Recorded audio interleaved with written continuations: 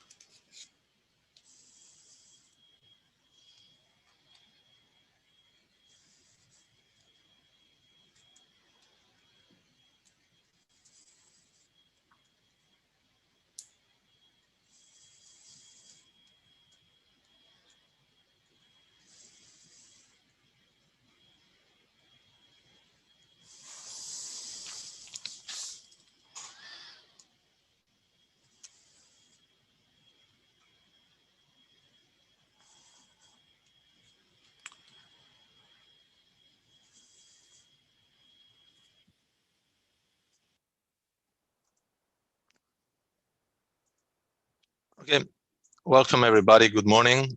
We're going to start the workshop organized by Water Europe and the Renewable Energy Desalination Working Group. First, I would like to welcome everybody, especially those in the north, in Scandinavia. I know that you're in the middle of a big celebration today. So let's hope that we can add some good information to your festivities. Today we have an interesting program on the barriers, how to reduce the barriers for implementing solar-powered desalination. And we have to speak, well, first let me introduce myself. I'm the coordinator of the Renewable Energy Desalination Working Group of Water Europe. I am Guillermo Zaragoza I'm the head of solar thermal applications at CIEMAT, Plataforma Solar de Almería. And it's a great pleasure for me to introduce Dr. George Papadakis. He's a professor at the Department of Natural Resources and Agricultural Engineering of the Agricultural University of Athens. His research and educational efforts have focused on renewable energy technology, in particular solar energy, and water desalination in combination with renewable energy technologies. He's been collaborating with many public and private organizations and institutions from more than 35 countries from Europe and all over the world, really, in projects funded by the European Union and other international organizations. And since 1996, he's been coordinator of more than 30 projects, of which 17 were multi-partner international projects funded by the European Commission. He has authored more than 160 publications, which have been cited more than 5,400 times. His ACE index is 41. And Professor Papadakis will talk about the current outlook of renewable energy desalination and prospects with a focus on the Greek islands. And the second speaker today will be George Kyriakakos. He's an agricultural engineer.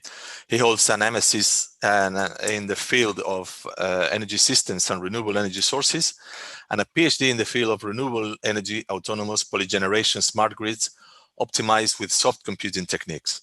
He has over 15 years of experience in national and international research, innovation, and technical assistance projects in the renewable energy, energy efficiency, agri-energy, and climate change mitigation sectors. Furthermore, in many of these projects, he has been utilizing artificial intelligence approaches for the design, sizing, management, and control of complex energy systems, as well as for developing decision support systems for energy policy planning and climate change mitigation. He has worked as a technical and regulatory expert concerning renewables, energy efficiency, desalination, and rural electrification. His presentation today will be about the current outlook of renewable energy desalination prospects, but focusing on cost. And the last presentation will be my own on the role of solar thermal technologies on current desalination. So without further ado, I will give the floor to Professor Papadakis to start his presentation. After, we will do the three presentations in a row, and then we will have time for discussions at the end. So please, George, you can start. Okay, thank you very much, Guillermo. Thank you very much for the invitation to this workshop. It's really very interesting to see the new developments on renewable energy desalination with some fresh data from the Greek islands, the Greek situation, and also current developments on the cost that has been performed by George Kyriakarakos, the next presentation. So let me share my screen.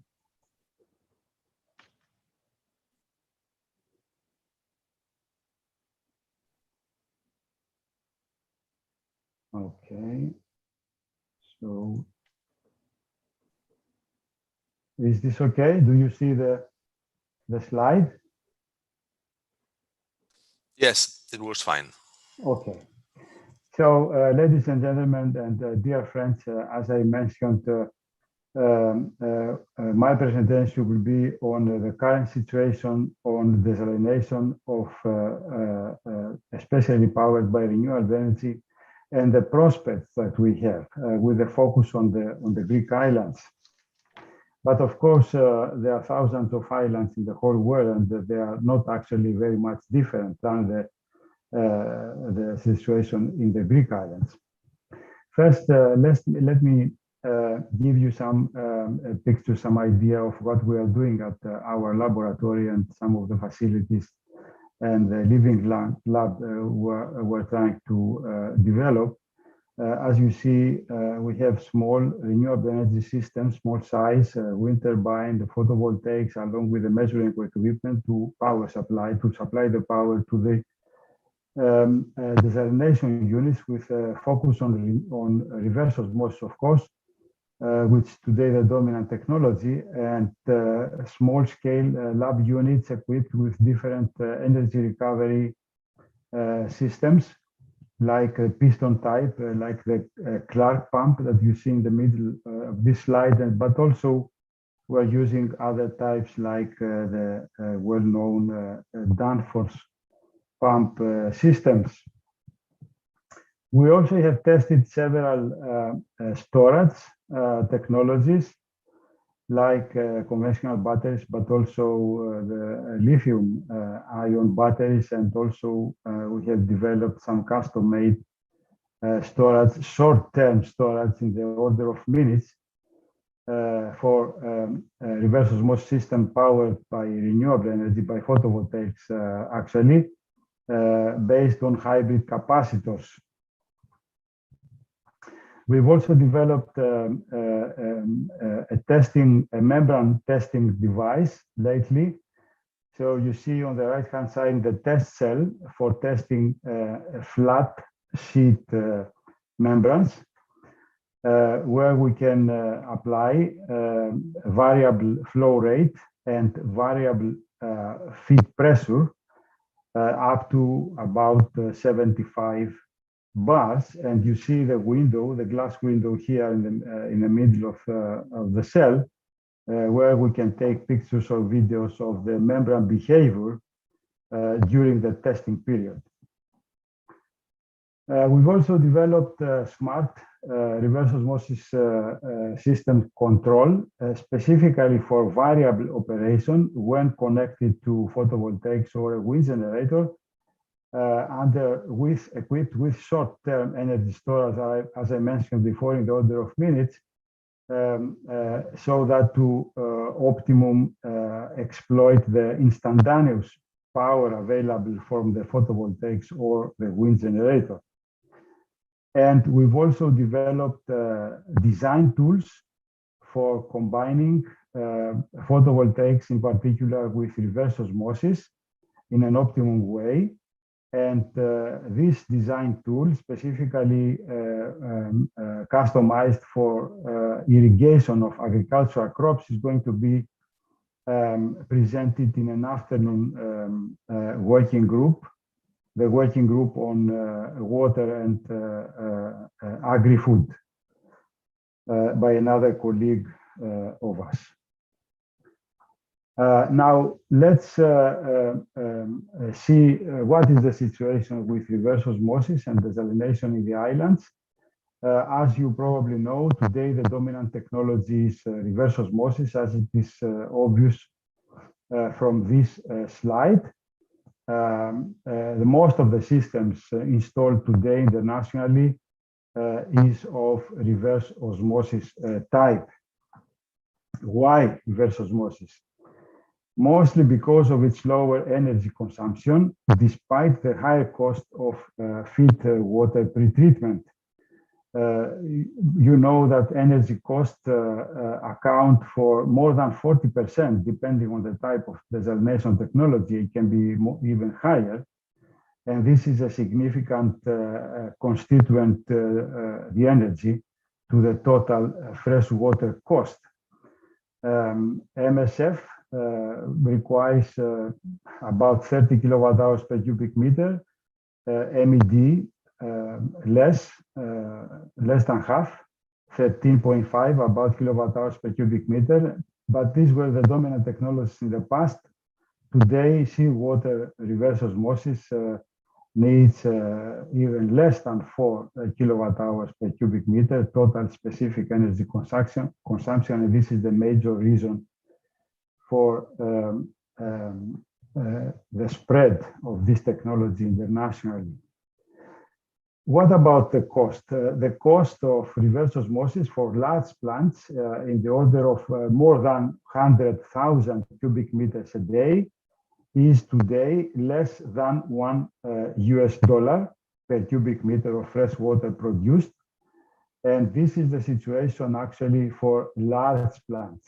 Nevertheless, for lower capacity plants in the order of a few hundred to about a few thousand cubic meters a day, as you see on this graph, the cost can be much higher than $1 per cubic meter. It can be actually more than double, depending on the size. The smaller the size of the capacity of the plant, the higher the cost, of course.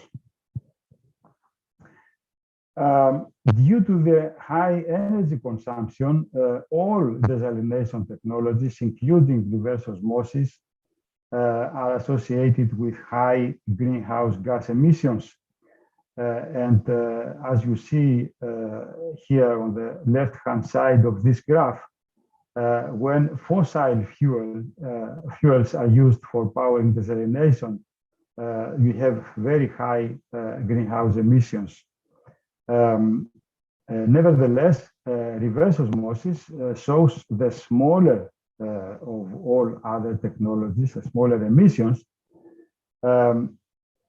Nevertheless, you see also on the right-hand side of the graph that when the desalination system is powered by renewable energy, even in that case, there are still greenhouse gas emissions, and this is due to the energy embedded on the components, on the manufacture of the components of the desalination systems.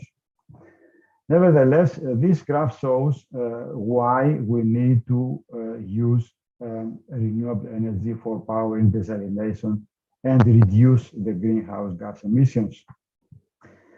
Today, technically, there are technically possible many combinations of renewable energy technologies and desalination technologies. You see that direct electricity production by photovoltaics or wind can be combined with reverse osmosis in particular, but also other technologies like electrodialysis and also heat producing technologies, renewable energy technologies like geothermal are a good option for using with thermal desalination technologies like FSF or MED or vapor compression. What is the situation with regard to energy on the islands? Not only on the Greek islands, but in the most of the islands in the whole world, especially for the remote islands. You know that they are not connected to mainland grids, so they need to supply power through a local grid. So these islands, the most of the islands are not non-interconnected, and because they produce electricity locally with small size power stations, usually with diesel oil, the cost of the kilowatt hour of the electricity produced is very high. As you can see here from some recent data from several Greek islands, the real average electricity production cost is more than 500 euro per megawatt hour, while still the average tariff for the households, but also for consumers on the islands is the same as the mainland grid, like in the order of 150, 170 euro per megawatt hour. So the difference is actually subsidized by the Greek state, as is also done in many other cases in the islands in the world. What about the water status in the islands, particularly in the Greek islands? You see here that the water balance in the Ionian Islands on the western part of Greece, the water balance is positive. Nevertheless, in the eastern part, in the Aegean Sea Islands, in all complexes, Dodecanese, Cyclades, in particular, very touristic islands, Sporades and Saronic Galfa islands, the water balance is negative. That is, people and visitors depend on water that is either transported to the islands, especially during the summer period, or produced locally with desalination systems. The quantities of water transported to the islands in the past years, but even today, still water is being transported to several, specifically in small size islands, are very high, and hundreds of thousands of cubic meters of water are transported every year to the islands. Even today, the cost is very high. We have recorded costs in recent years that exceeded 12 euro per cubic meter of this transported water.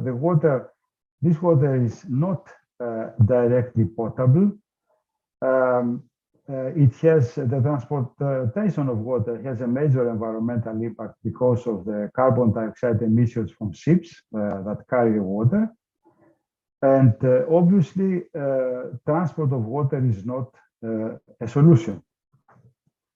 There have been tried in the past several methods, practices, and measures have been taken, like conservation measures, to try to mitigate the problem of water scarcity. But in the cases, as it is obvious that when the water balance is negative, there is no other solution than to use desalination. And this is what is actually done today in the islands, in the Aegean Sea and many other islands in the world. And the power supplied to these desalination plants is usually conventional. So fossil fuels are used, or electricity produced from fossil fuels is used to power the desalination plants. Let's see, for example, a few islands in the Cyclades complex in the Aegean Sea. For example, the very well-known Mykonos Island.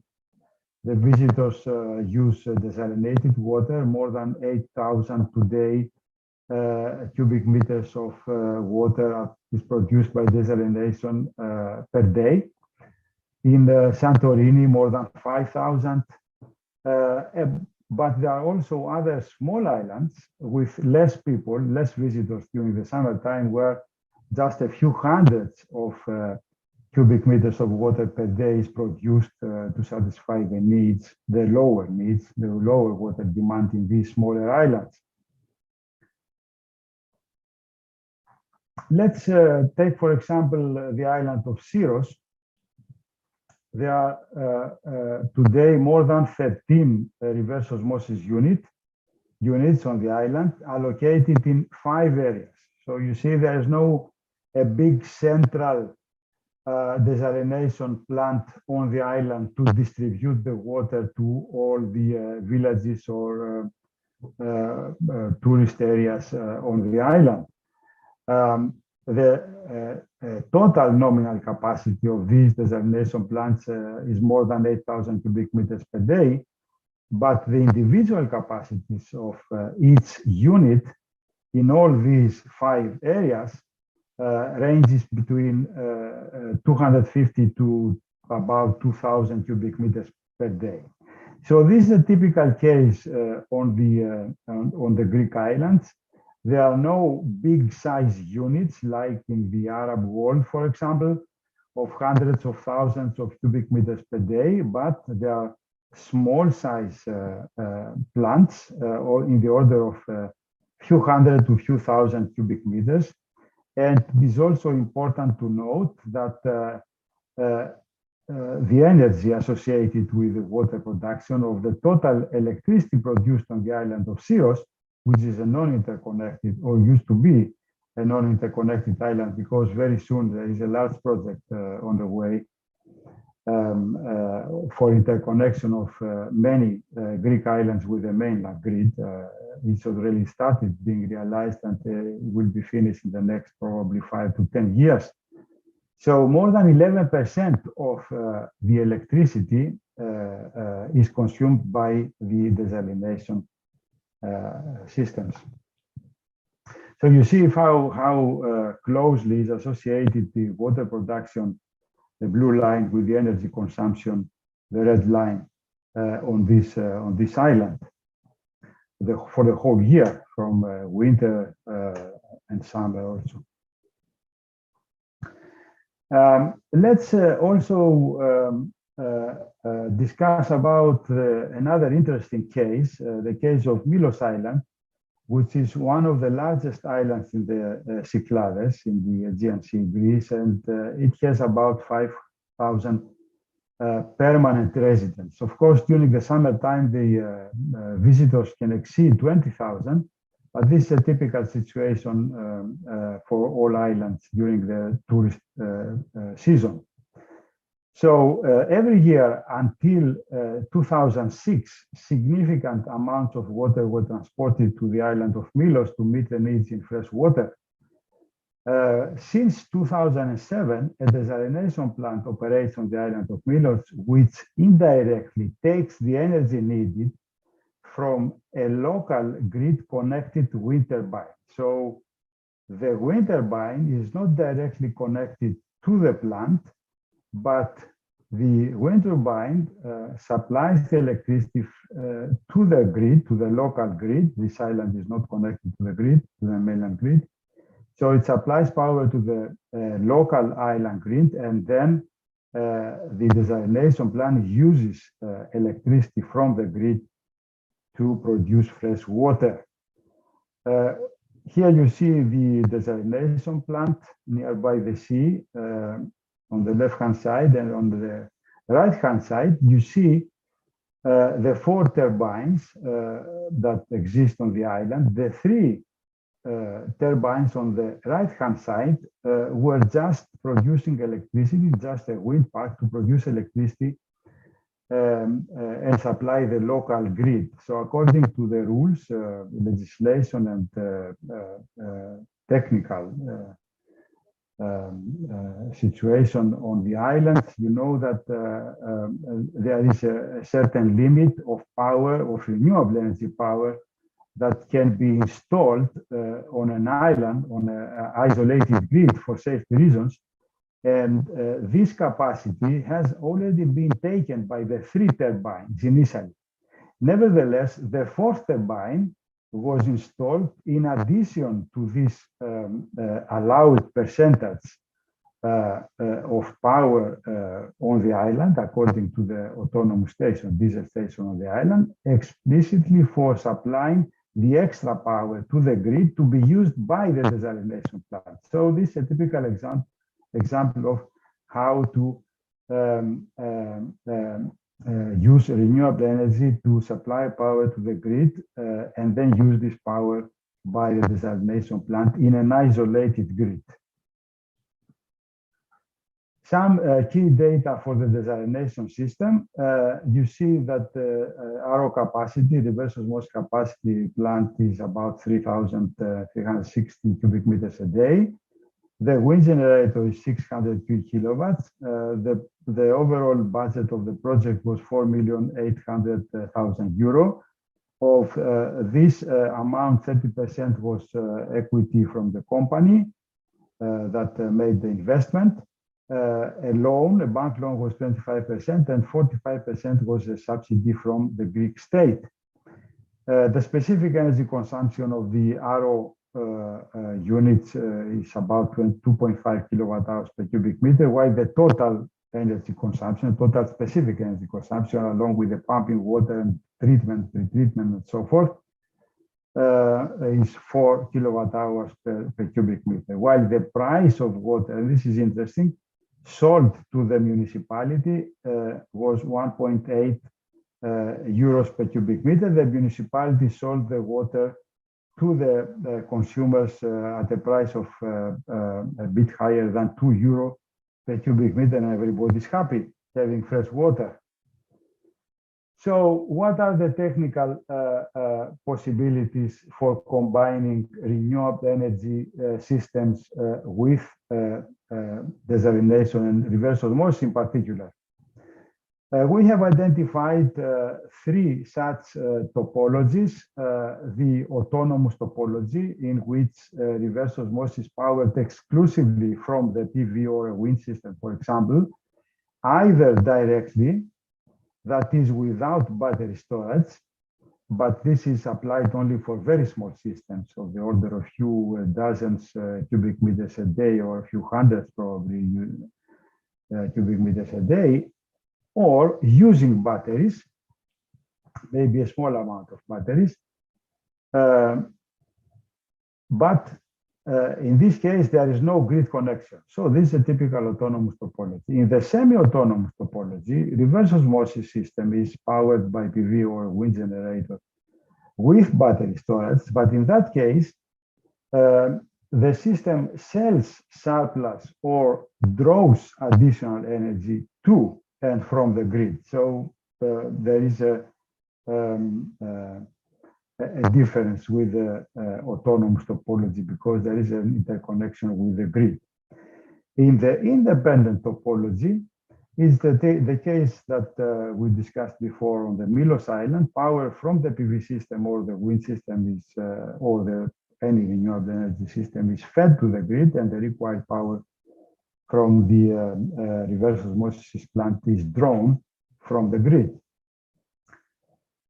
Already a few years ago, in 2015, in an IRENA study, it was identified that the greater potential for renewable energy and desalination combination is the one that we already discussed, the case of Milos Island. And actually, as you see on the left-hand side of this graph, the grid PV, so that is PV connected to the grid with RO, taking power from the grid seems to be one very attractive combination in terms of cost of produced fresh water.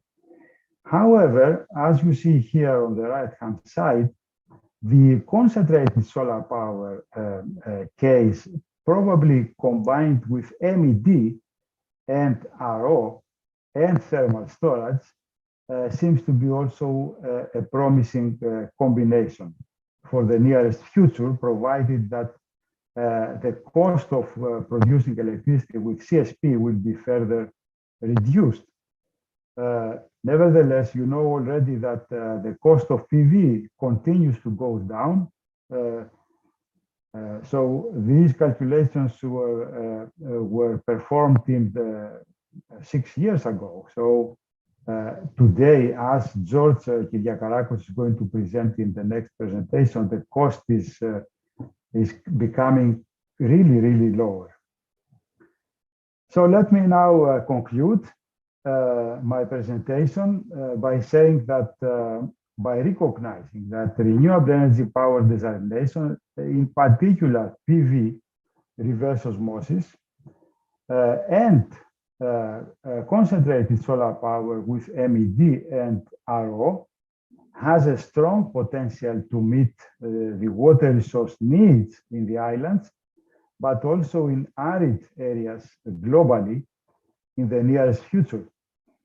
Desalination is expected to leap in affordability and environmental sustainability over the next 2 decades. And advances in technology, pretreatment, brine management, membranes, and energy efficiency are likely to bring the costs closer to that of conventional water treatment. So thank you very much for your attention. I hope you enjoyed my presentation, and any questions will be discussed after the presentation. Thank you. Thank you very much, George. Well, all attendees can pose your questions on the chat, and then after the 3 presentations, we can address them. So now it's a pleasure to give the floor to George Kyriakarakos, who will talk about the cost of this implementation of renewable energy desalination in the case of Greek islands. The floor is yours, George.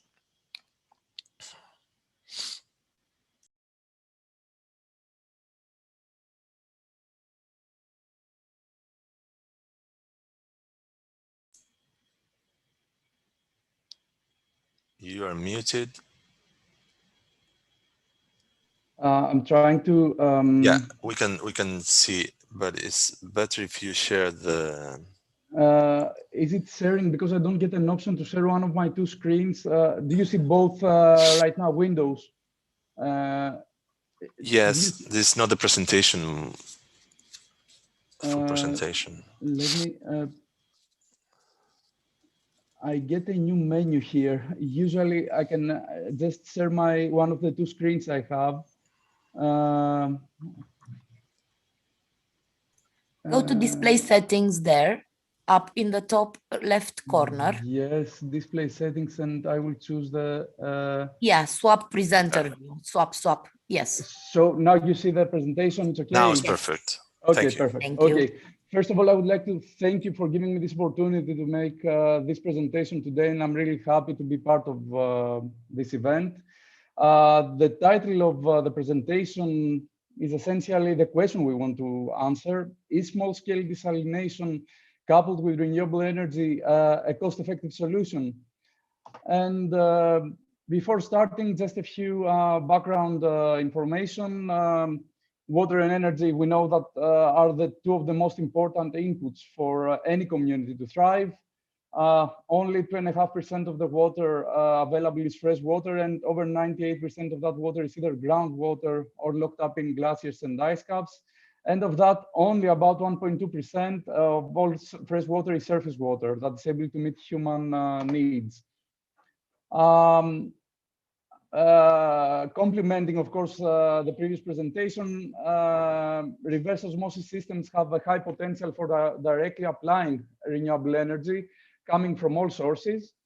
the cost of renewables and reverse osmosis desalination has been on a constant decline during the past years, making this a really attractive option.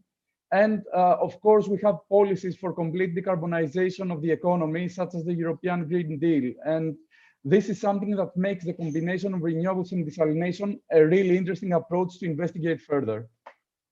So we have many questions, like what is currently the cost of water from desalination systems employing renewable energy technologies?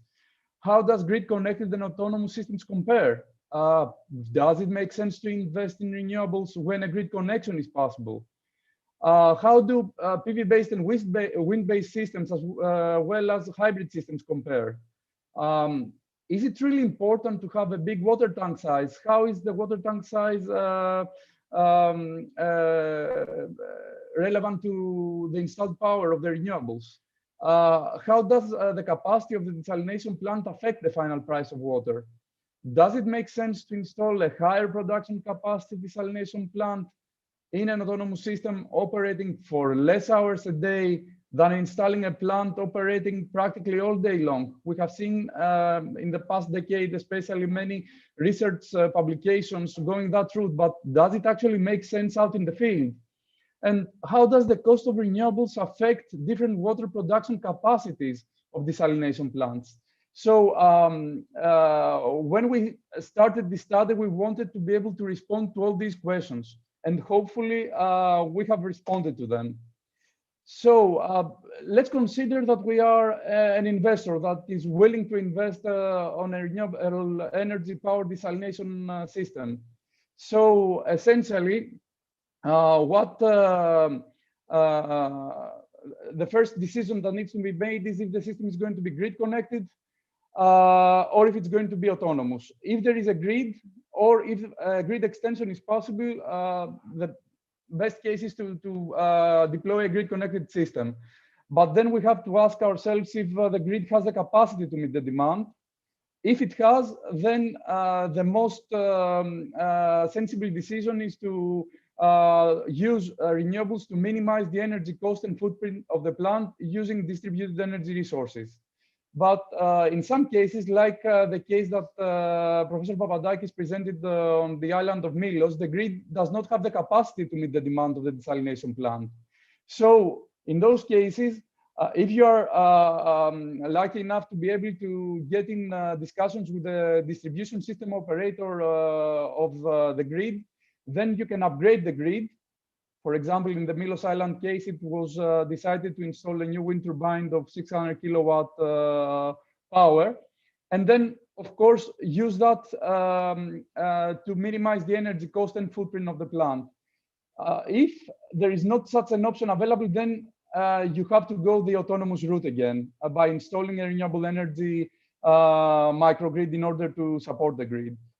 For autonomous systems, we decided to investigate only the systems that are based on renewables on a microgrid topology due to the size of these systems, and not go at all the fossil fuel generators route, which we believe is not something that we ought to do under the current conditions, especially regarding climate change.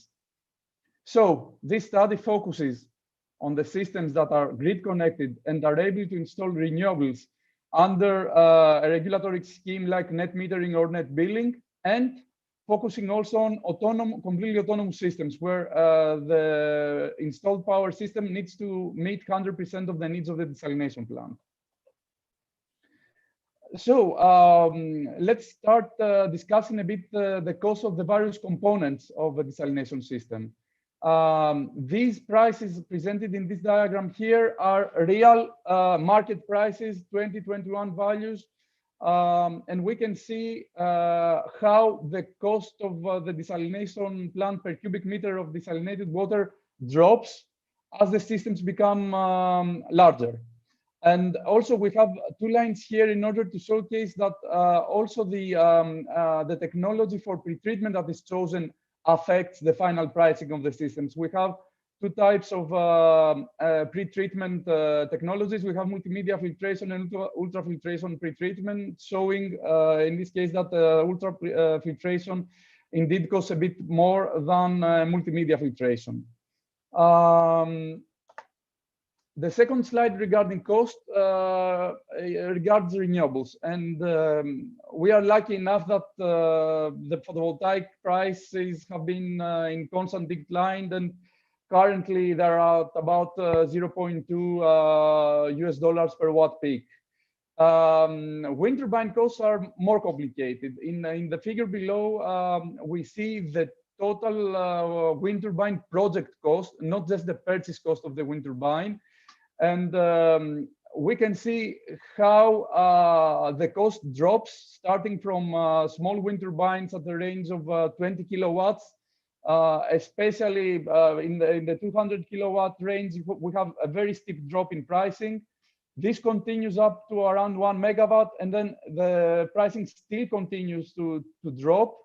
And then we have a small increase in cost, which regards the most technologically advanced wind turbines on the market each time. So we can actually see that wind turbines will almost certainly make sense as the desalination plants and the required power increases. So what about grid electricity? Because we have to make comparisons of all the systems that we will investigate. First, I want to say that the tariff in Greece is fully unbundled. A typical tariff adds up to 0.17 euros per kilowatt hour plus VAT. We need to highlight here that large consumers actually have the option to get in contract with energy producers in the free market, achieving lower cost than this tariff. But of course, this includes other provisions that need to be in place. And what we want to say is that as the share of renewables is getting higher in the electricity mix of Greece, which still relies heavily on fossil fuel plants, mainly lignite plants, it is expected that these tariffs are going to go further up because we need to have cost reflectivity in them. And another small item that I want to highlight here is that under the net metering framework of Greece, you still have to pay around 4 euro cents per kilowatt hour for the energy that you consume from the grid. So it's not 0.17, but it's still 0.4 euros per kilowatt hour. So essentially, here we have all the case studies that we investigated. We have 26 distinct cases. As you can actually see, the main consumption profiles that were considered were three. They were 100, 600, and 2,000 cubic meters per day. When we were considering renewables in a grid-connected topology, we were considering them under the net metering scheme of Greece. Net metering for grid-connected for the electricity grid that is connected to the mainland allows up to 3 megawatt peak of photovoltaics to be installed, or 60 kilowatt of wind turbines. That's the regulatory framework in Greece currently. In order to calculate the net present cost of water, optimizations based on simulations took place. So it was a really in-depth study. We used advanced software. We used particle swarm optimization to size the PV array, the number of wind turbines, and the capacity of the battery bank. I want also to highlight that for cases 11, for cases 14, sorry, and case 24, we also optimized the water tank size as well. Finally, we also included one case study using geothermal energy through an organic Rankine cycle engine. This case study is assumed to be utilizing low enthalpy 95-degree geothermal water.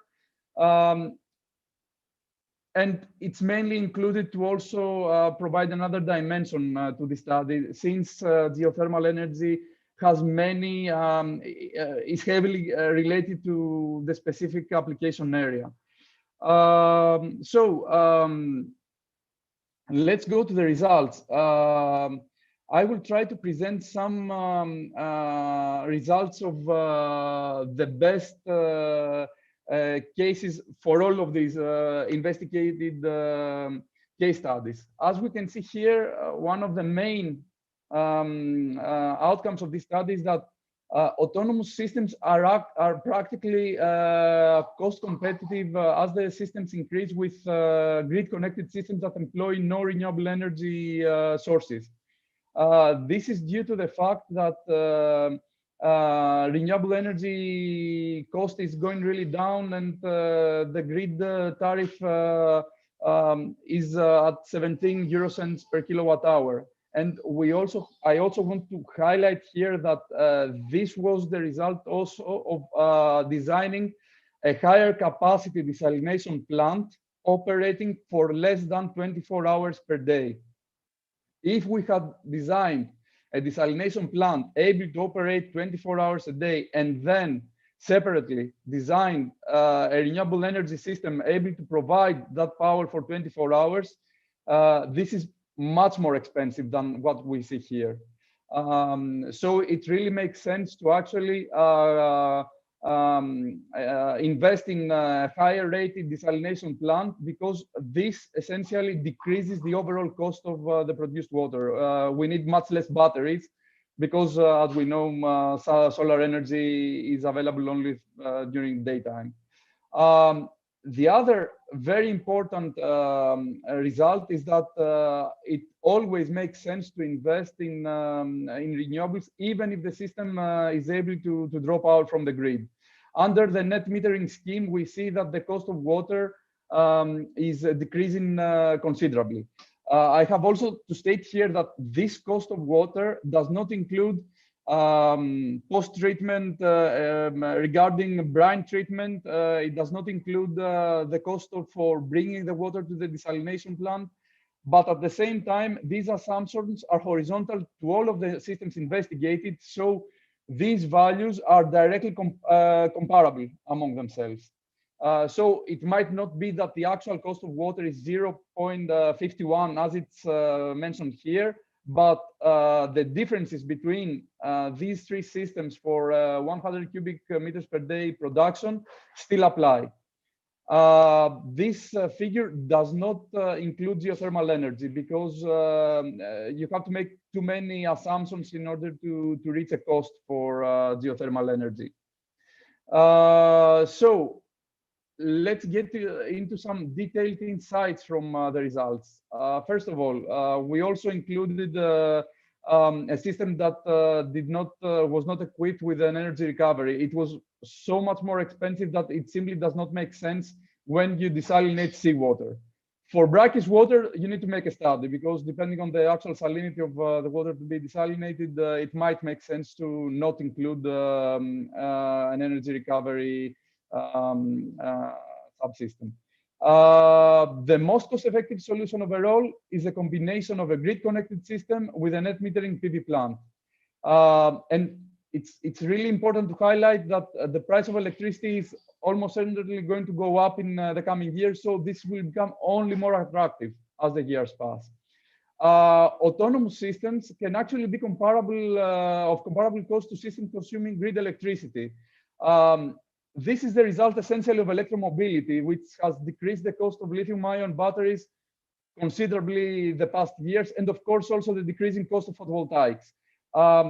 This conclusion is valid only when we consider larger desalination plants. For example, for the 100 cubic meter per day case study, even a 200 cubic meter per day desalination plant makes sense, and it's more cost effective than using a larger renewable energy system. This is clearly shown in the results.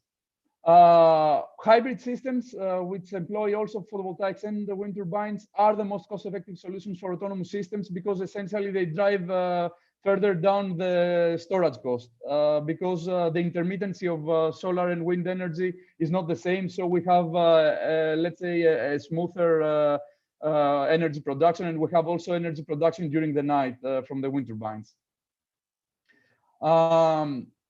It makes sense to utilize intermittent operation on and off rather than getting a unit that runs constantly for autonomous systems. We did not investigate variable operation in the study because after getting into discussions with desalination plant manufacturers, they were really open and said that their units out of the box can handle intermittent operation on off. So the very basic control scheme for turning the unit on and off was fully compatible with the technical specifications of the desalination plants. This is really important to highlight that the companies can allow this type of operation. And they also, the warranties that they give to their system still apply for intermittent operation of this sort. We also found that water tanks do indeed make sense, but up to a specific capacity for any given configuration. This applies when you have to pay for installing or for constructing a water tank. If a water tank is already present there, of course, the bigger it is, the better it is, because there is no cost. There is no cost increase to the actual project. Even though batteries cost is decreasing considerably in the last years due to electromobility, optimization still favored minimizing their size.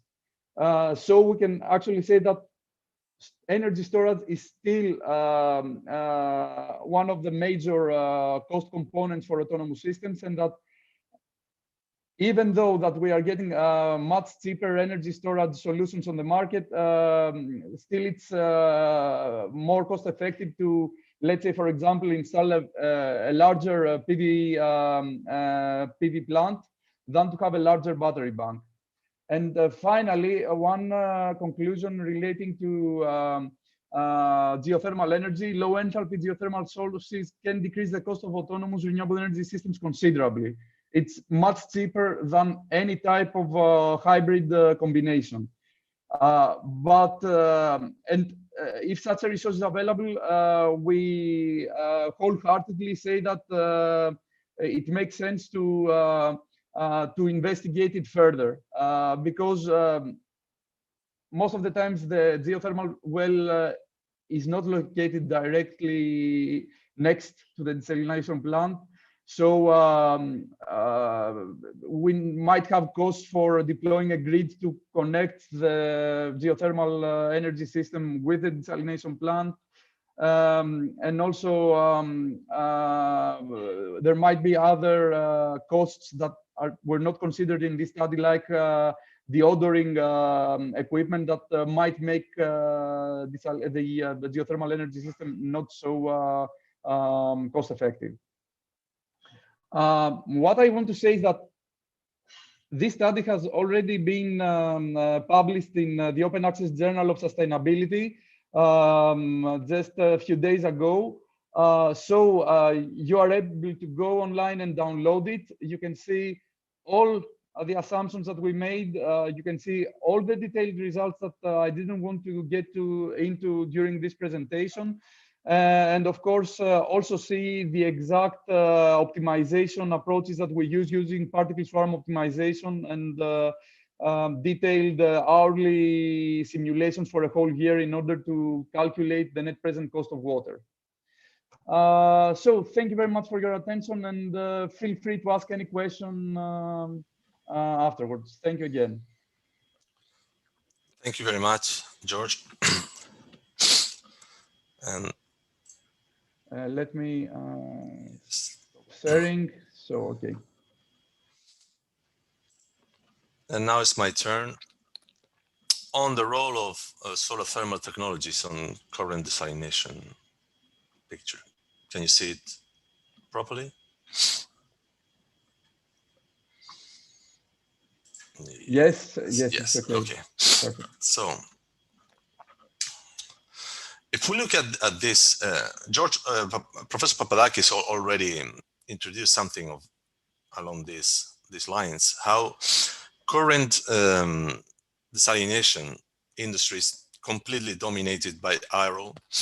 In this graph, we can see the evolution of this from the early, the last century, more or less, thermal desalination and membrane desalination, where this is the additional contracted. So this is the new plants contracted every year. So they were more or less par. But since then, membrane technologies have taken over, and thermal technologies have been decreasing to the point that last year there was no new desalination contracted using thermal technologies. So this makes you wonder whether there is any future for thermal desalination. And my objective today is to convince you that there is some future. We just need to repicture the outlook of thermal desalination, put it in the right context. The reason for that was already discussed, is the different energy consumption. Okay, we cannot really compare in absolute terms because those technologies based on evaporation use low enthalpy heat, and you cannot compare the low enthalpy heat with the high-grade electricity, high-grade energy, which is electricity used by reverse osmosis. Let me insist, the reverse osmosis increases the consumption with the salinity of the feed. So for brackish water is less consumption than for seawater. This is not so much the case of thermal desalination technologies. And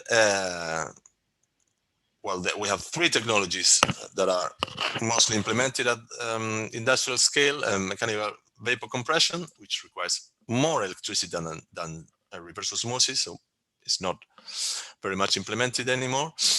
MSF, which has a larger energy consumption, and if we compare electricity, which can be compared directly, it's very similar to that of RO. So on addition to that, you need this heat. That, okay, it's a low-grade energy, but still it's a surplus. So the real competitor is MED, because there's less electricity consumption than RO, and the additional consumption is low-grade heat, which can be obtained from waste heat or solar energy. It's also important to look at the total desalination energy requirements. This is a study we made in 2016, and it was about 200 terawatt hour of electricity per year. And with the current energy sources, that corresponds to 120 millions of tons of CO2 per year that are emitted to the atmosphere, that are released because of this desalination energy requirement. So very clearly, we need to decarbonize this, and that's the reason why we have this working group on renewable energy desalination. And let me very briefly just justify why solar. Okay, this is a map of water shortages in the world. You see the darkest areas coincide with those with the highest radiation levels of solar, highest solar radiation levels. So it makes good sense to use solar energy. And solar energy can be used in two ways: photovoltaic to produce electricity, to power mechanical vapor compression, reverse osmosis, or electrodialysis, or thermal energy that can be used directly in solar stills or through heat collectors to power MED, MSF, or these other systems, humidification, dehumidifications, and membrane distillation. But solar heat collectors with concentration can achieve very high temperatures that can be used to produce power. This is the so-called concentrated solar power production. And this electricity can be used in these technologies, as opposed to photovoltaic. So it's an alternative. They can be powered with photovoltaic or with concentrated solar power. And there's some waste heat in the form of steam from these concentrated solar power plants that can be used in thermal compression, MED, or all these other solar thermal technologies. And there is at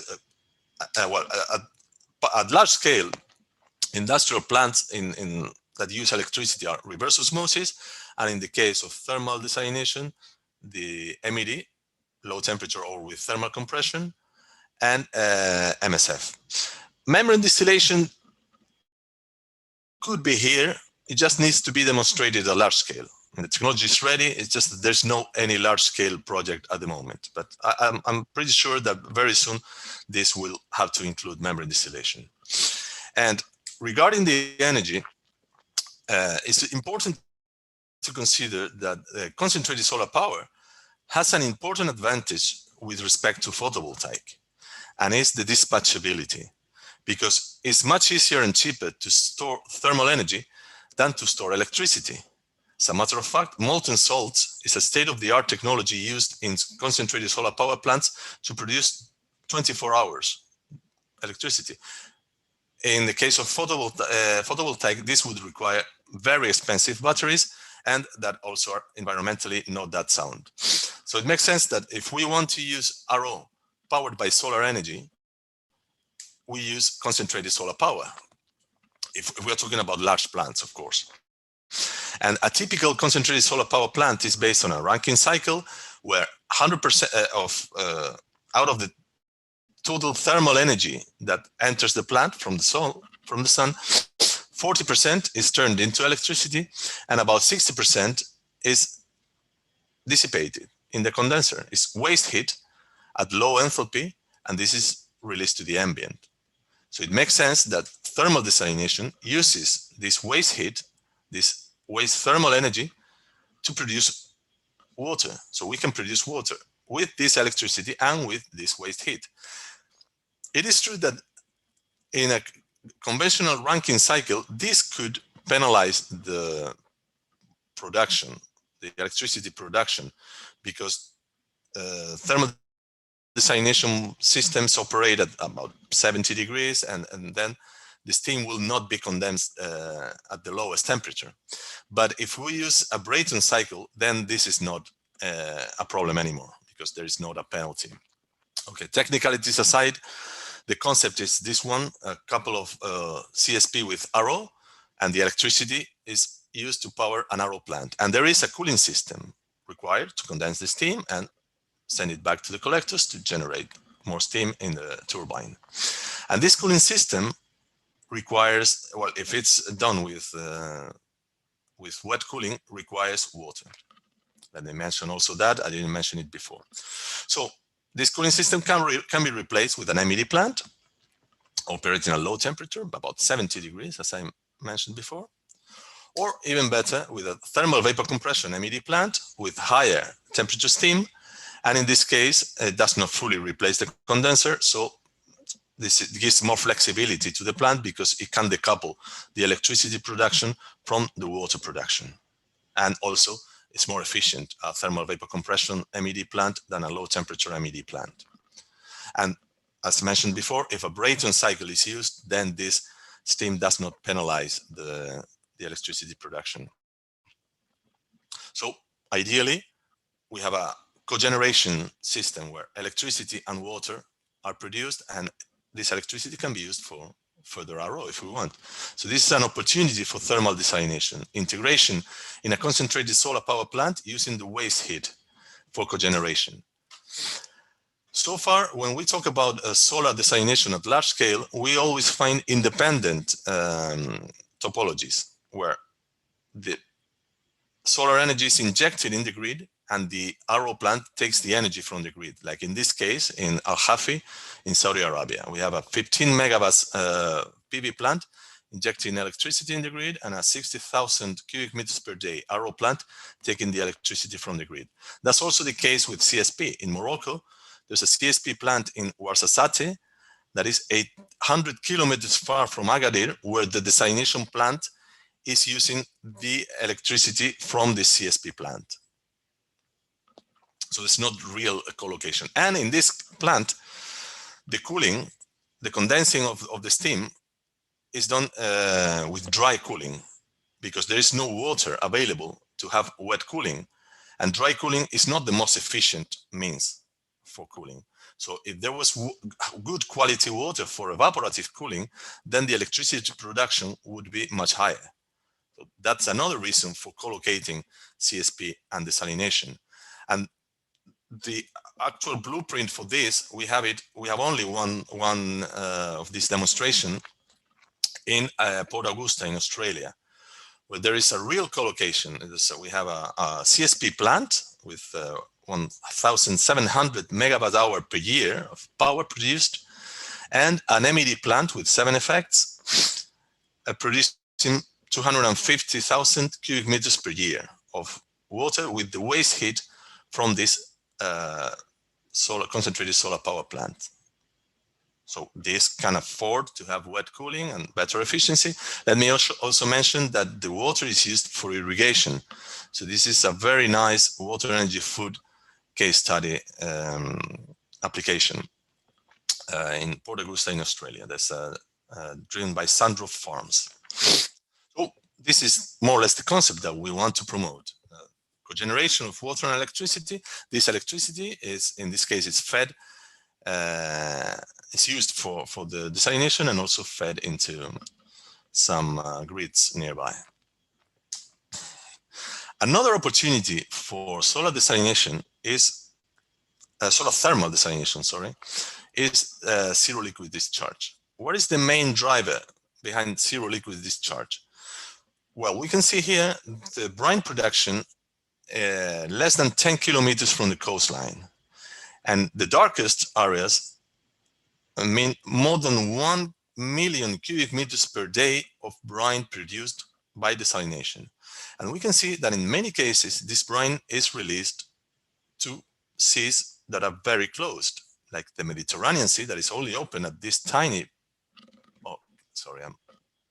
at this tiny point, the Gibraltar Strait, or the Red Sea, or the Gulf, the Arabian Gulf, where the desalination has increased the salinity levels, and in some places, more than 50 grams per liter are measured.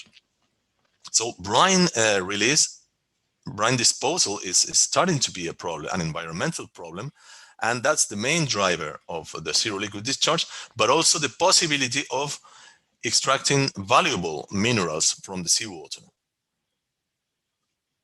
Mining the seas is an increasing topic that brings interest to the industry, and thermal desalination has a role there, as I will show immediately. RO has a problem up to 70 grams per liter. You know that the energy consumption of RO increases with the feed salinity, and of course also the tolerance of the membranes has a limitation, and above 70 grams per liter, RO stops being the most favorable technologies. So then there's a need of other technologies to concentrate this RO brine until finally crystallization is reached to achieve the zero liquid discharge. So in this gap between 70 grams per liter and about 250, maybe 300 grams per liter before the crystallizer, there is room for solar thermal desalination technologies. And this is what we are exploiting from this and investigating from this working group. And I'll show you an example of how to deal with this. Is the case of water mining. It's a European project recently awarded. The full title is Next Generation Water Smart Management Systems, Large-Scale Demonstrations for a Circular Economy and Society. And in this, this is coordinated by TU Delft. The budget is more than 19 million euros. 88% of which is funded by the European Commission. 38 partners from 12 countries participate, and the project started in September last year and will last for 48 months. And among the partners, you can see many Water Europe partners. Even Water Europe itself is a partner of this project. So that's CMAT, Watsus, DEGEMA, and many familiar faces in this project. It's a very ambitious one that aims to consider the full possibilities of circular economy in water. So for that, 3 different aspects of water are considered: water as a resource, water as a consumable, and water as a durable. And different strategies are proposed and analyzed to address all these aspects of water, dealing with with industrial wastewaters, and these strategies are organized in 6 case studies covering industrial wastewaters, urban wastewaters, and seawater. In the case of seawater, there are 2 case studies. This is what we call the sea mining concept. And the 2 case studies focus both on zero liquid discharge. One in Italy using waste heat, and another one using solar energy. And this is the case study 2, will be demonstrated in Spain at the CEMAT in the Plataforma Solar de Almería, that will also become a living lab for solar desalination with this concept of zero liquid discharge. And let me very briefly describe the technical concept of this case study 2, that is organized around an MED plant with 14 effects, which is the largest desalination plant that we have in our facilities. And it uses thermal energy. The idea, of course, is that it will use solar thermal energy. The concept is to combine it with a concentrated solar power plant and use the waste heat from the turbine. But of course, we are a research center. We are not a concentrated solar power plant, so we don't have this large turbine to use its waste heat. So we will use the same heat, same temperature, but produced with solar thermal collectors, stationary solar thermal collectors. But of course, the concept is that solar heat can come from any of these sources. It makes more sense in a large scale to use concentrated solar power plant, but for this demonstration in a smaller scale, we will use solar collectors. I didn't mention that the size of the MED plant is about 3 cubic meters per hour. That's the capacity that of water produced.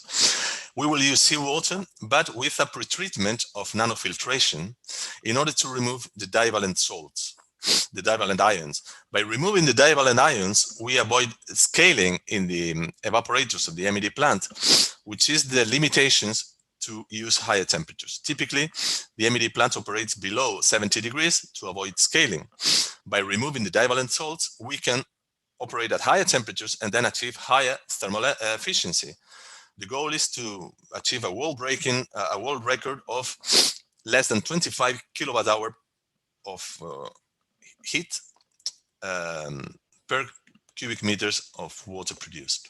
And let me remind you, this is low grade heat, low enthalpy, below 100 degrees. By removing these divalent ions, we can also increase the recovery of the plant and concentrate the brine more. And the brine will, the very concentrated brine will be driven to a thermal crystallizer to produce salts. And again, by removing the divalent salts, we have a better chance to produce sodium chloride, pure sodium chloride crystals in this crystallizer. And the distilled water produced in the MED plant and the crystallizer can be blended with this rejection from the nanofiltration that is rich in divalent salts. And these divalent salts are good for irrigation because calcium, sulfate, magnesium are all fertilizers. So the remineralization of this distilled water with this rejection from the nanofiltration makes up a water that can be interesting for agriculture. And Almería is a region with a huge surface area of greenhouses. So we have a case study for using this water in agriculture. And the Living Lab will revolve around all this concept. You will hear much more about this project in future events. And with this, I finalize my presentation. Thank you very much. And we open the floor to the questions that you may have. And for that, I may have to stop sharing to see the chat.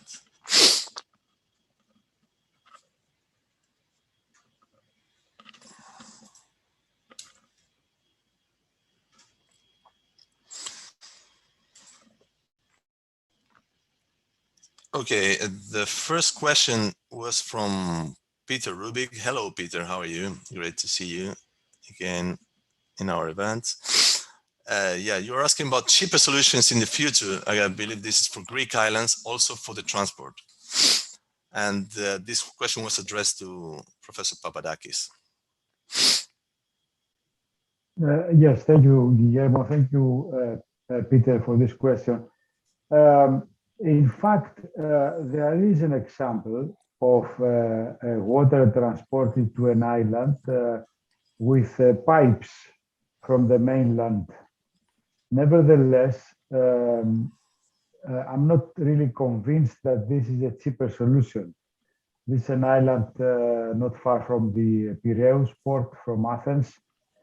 And this might be a solution, but for faraway or remote islands, in my opinion, there is no other solution, cheaper solution than using desalination with renewable energy.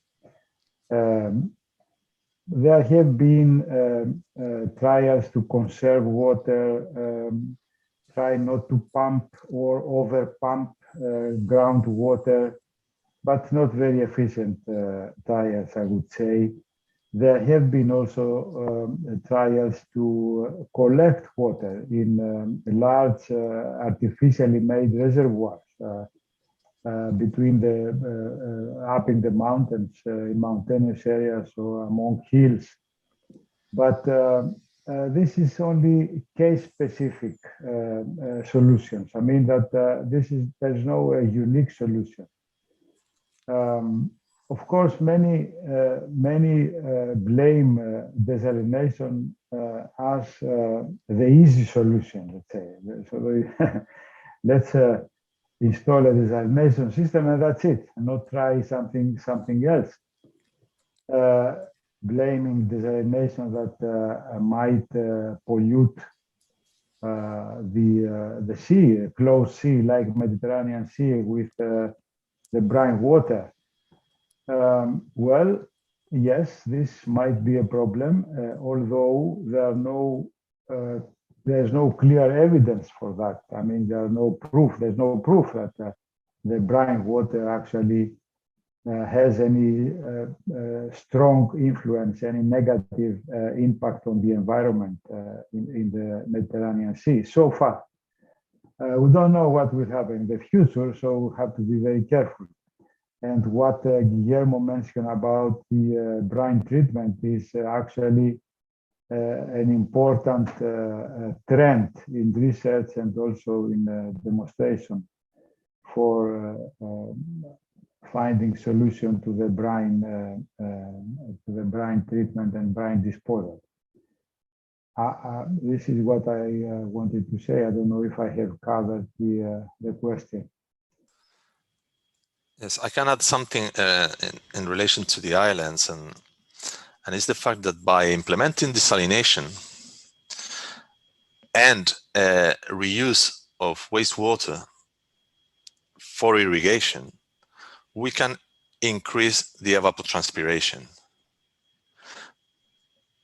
Because and at the end, it will all come from the sea. So the main water source is desalinated water that is used in the cities, in the islands, and the wastewater can be recycled for irrigation and returned back to the atmosphere in the form of evapotranspiration. So we're not affecting the natural water cycle. We are actually restoring the natural water cycle via desalination. And that's a very interesting aspect to consider, especially in islands, where the wastewater, instead of being treated and released back to the sea, can be treated and used for irrigation. Let's green the islands to increase the evapotranspiration that we have taken out with urbanization. And that way we restore the natural water cycle. Yes, Guillermo, I fully agree with you. Yeah. Okay, another question is from Amelia. Hello, Amelia. Great to see you also here. You asked about the source of water that is desalinated in the case study of water mining at PSA is seawater.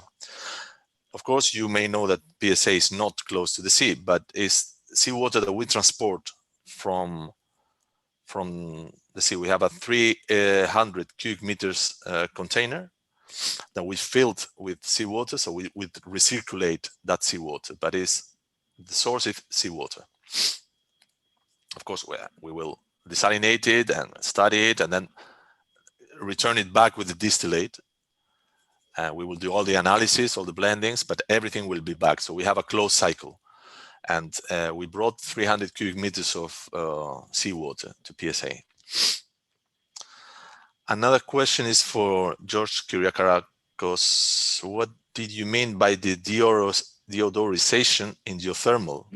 Can reduce the cost effectiveness of the process? Well, essentially what I was referring to is that when you have a geothermal well and you have a plant besides it, if you don't have a very good structure, let's put it very simply like that, around the plant,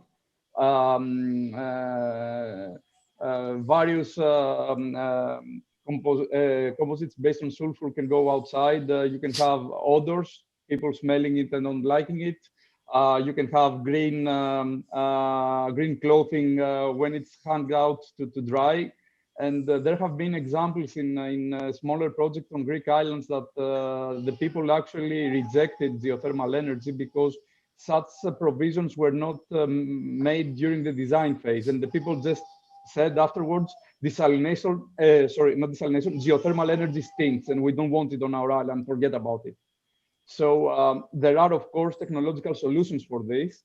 But the thing is that these solutions cost money. And what I was referring to is that we have to also include those kind of costs in a true study concerning geothermal energy. Those kind of costs were not included in our study. We had just opted to use a low enthalpy 95-degree Rankine engine, just to highlight that, of course, geothermal energy should be investigated where it's available. But it's very, very difficult to have a really comparative cost figure with the rest of the technologies, because for photovoltaics, wind turbines, okay, you have a different wind speed profile.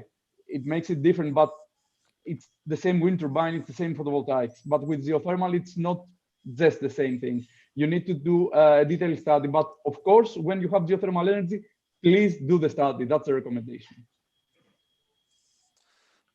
Okay, another question from Jun Seok Choi to you, George, about the results of cost analysis for intermittent operation and energy storage system application. Seems to be a difference depending on the facility capacity. Well, let me, I don't know if I can, let me share some more specific results from the actual research paper.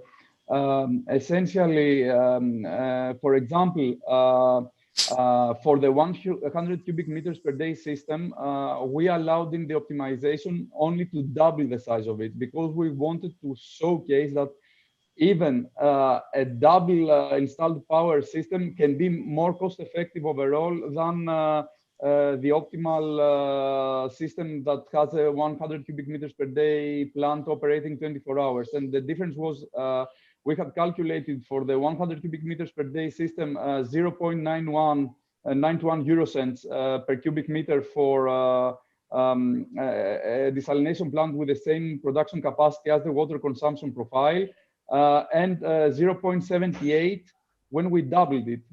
For the 600 cubic meters per day system, we were more, we allowed a much larger search space for the desalination plant capacity. And the optimal system was 900 cubic meters per day. It was not 600, but it was not also 1,800 or something like that, which we had allowed in the optimization search space. So indeed, it makes sense to have a larger plant, but how large this plant is going to be has to be the result of a techno-economic optimization problem. And this is our main recommendation to all. Please do an optimization that takes place at the same time for the desalination system, the renewable energy plant, and the control system for the energy management and the control of the desalination plant. Now, if we are talking about a grid-connected system, then things are much simpler. You simply design your desalination plant the traditional way.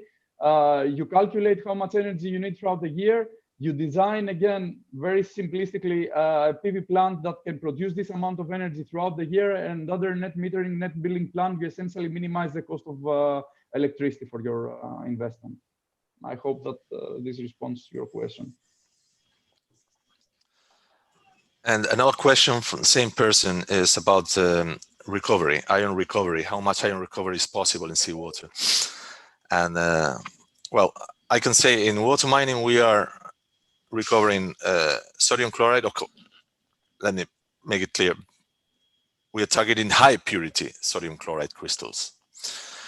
And in Italy, in the case study in Italy, magnesium hydroxide. Of course, magnesium salts are more expensive than sodium chloride salts, and the technology is already there, and there's high TRL. So that's a direct demonstration of magnesium recovery from seawater.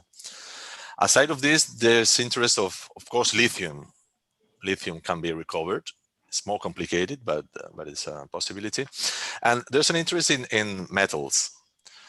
There are metals that are scarce and they're not free anymore on land, and they're dissolved in seawater, and they're very expensive. So some metals, molybdenum and those metals used, typically the metals used in semiconductors, that's where the money for recovery in seawater is. Of course, that involves more complex procedure, but again, the money rules, and the cost of those metals is very expensive, to the point that some people claim that in I don't know, 20, 30 years, desalinated seawater will be practically a byproduct of seawater mining, of extraction of expensive metals from the sea, and the desalinated water will be a byproduct. But with current technologies, we are in water mining, we demonstrated the magnesium recovery and the sodium chloride, high purity sodium chloride recovery. And phosphorus, potassium, all those salts can also be recovered without many technical problems currently. Okay, more questions.